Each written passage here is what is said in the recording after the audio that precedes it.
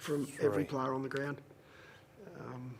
Even our sub, Chase Jones, came on and impacted. So really positive for us. It's what we've been working on as a group, is to put together, a full game. I'd say we probably struggled early in that first quarter, but we were able to right the ship and get the game back on our terms. So really proud of the guys. What do you think was the issue that gave you that momentum for those last 20 minutes?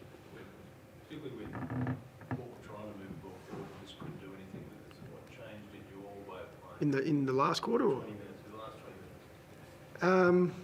Well, there's a number of things that we go to at different scenarios. Do we need to score again? What's the scoreboard doing? So we changed a few small things. But really it comes down to the contest. These guys, they've done a lot of work over months and months, prior to this season starting on how do you win games, tight games of footy like that? How do you get the job done? What's everyone's role in that? How do we, commit and connect? And I thought they did that outstandingly well today, led by this guy who's, the captain on the field, and he's impacting the game obviously, and so we got the result. What were you most pleased with in general? Even contribution right across the board, as I said. I mean, winnings is why I'm reasonably pleased in here, but the boys got it done. I think Laddie might have had 26, and then I think we had 5 or 6 players on 20. And when you see some of the best teams in the competition over the past decade, that's the sort of stats you see come through. It's hard to stop that. If you want to tag a player, or we want to be even across the board, and I thought our guys were fantastic with that tonight. You've spoken plenty of times over the last few years about your execution in front of goal. You must be pretty happy that 100 in the last quarter, six or seven straight. Yeah. And I think all the boys' quads are sore from kicking this week. No, we didn't do anything more, did we, than what we normally do. We know we're going to turn that around, and it won't be a trend. It was, it was one game, so yeah, pleasing to kick straight today. But I thought today was a really good sign from, a lot of our guys that are, really developing their games. Riley Thilthorpe obviously stood up. Saligo again played an outstanding game. Josh Rochelle, Luke Pedler. These guys now are starting to put their hand up and play some really consistent footy.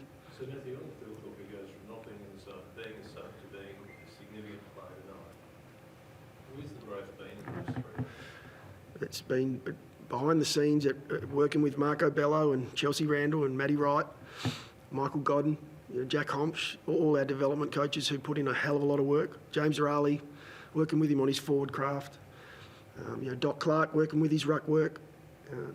There's so much that goes on behind the scenes that, that people who are very, very good at what they do, and we make decisions off the back of that. So for Riley, we were confident. We'd seen a moment at training where something really clicked for Riley in around his contest, and I think you saw that tonight. He's getting at that ball. He's got confidence in himself, backing himself in, and he's going to be quite a dangerous player if he continues to work hard like he's doing at the moment.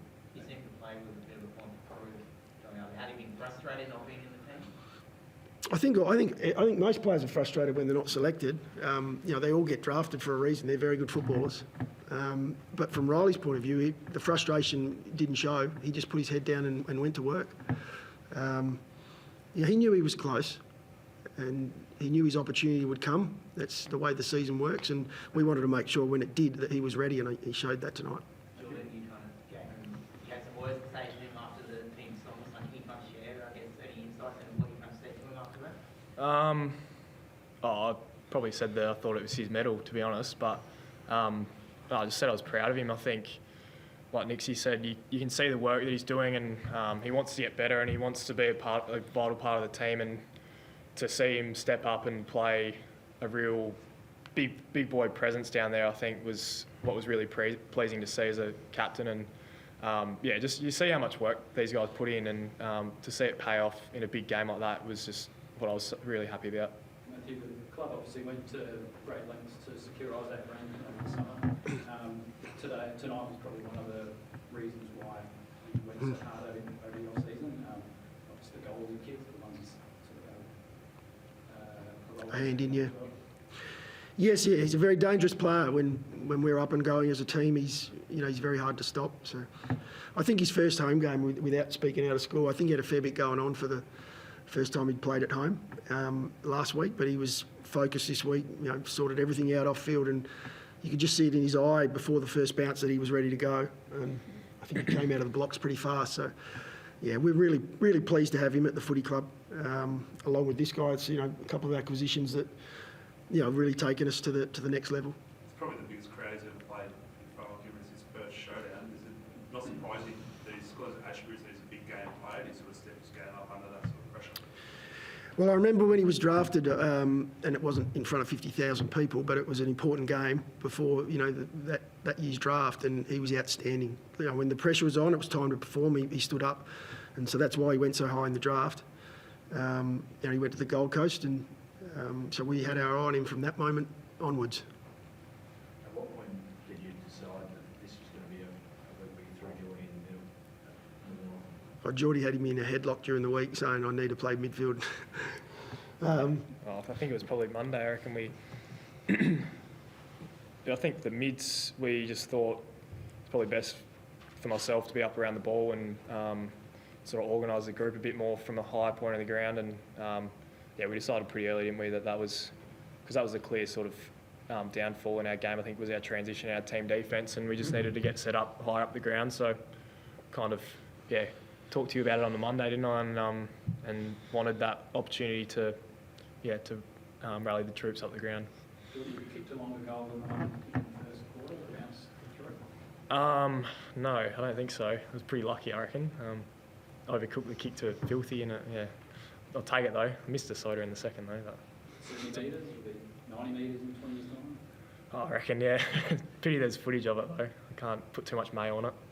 On the midfield, I guess, minutes, I mean, is that something you like to see more or something you feel that you need to do more, is playing the midfield?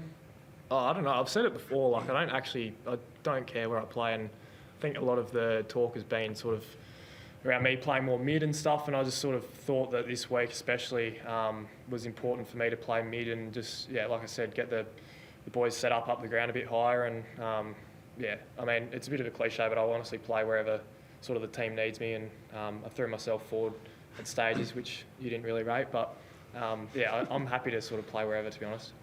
Yes, a bit of stick externally, but what did you make of Rob's game from? Seemed like he was really impressive in the moments as well. Yeah, I probably got a better view, although you got a reasonable view of it. Rob stood up for us again. I mean, he was huge in the air. I thought his marking was, in that first half, excuse me, probably saved us a bit when we were under pressure. But he's a big man, and when he gets his body behind it, look out. But he was big for us tonight. Yeah, it was a good game by him. Not even crooked, so he had a feeling Terrible, just hanging in there. Trying to sit further away from this guy. No, I feel actually better than ever. Is that the best game you think you've had from watching Murphy? I think it's 2 in a row now for Murph. I would have had last week as the best game I've seen him play. I'll have to have a look at a little bit more detail of today, but he's just playing a role. He's a really important player for us. It's you mentioned some of the other players like Rankin and Geordie and Saligo and these guys. Well, Murph's his own player. He's got a particular role in our team that he plays. We know he put his head over the ball every time. He'll always be in the spot he needs to be. He'll cover for others. So, he's getting what he deserves at the moment. How important is a win for the group, just in general, Geordie, given it's obviously a long way back from Island 3 and we've seen some Jekyll and Hyde in the first couple of weeks? Just speak to you. Yeah, I think it's massive. Like we spoke about it after the game, it feels like we're away now, and we can. We've put sort of nearly 4 quarters, I think, tonight together, and I think we showed in the first couple of weeks how good we can be, and to sort of stop the run on a bit tonight with Port was really pleasing. And I think for the group's confidence, and I know we're quite young, but we want to win and we want to play finals, and for us it's about stringing 4 quarters together. And I think as a captain as well, it's always good to get that first win. I feel you can release the shackles a little bit now and enjoy it, but then move on pretty quickly to next week. That's, I guess, the decision for Geordie to play more midfield.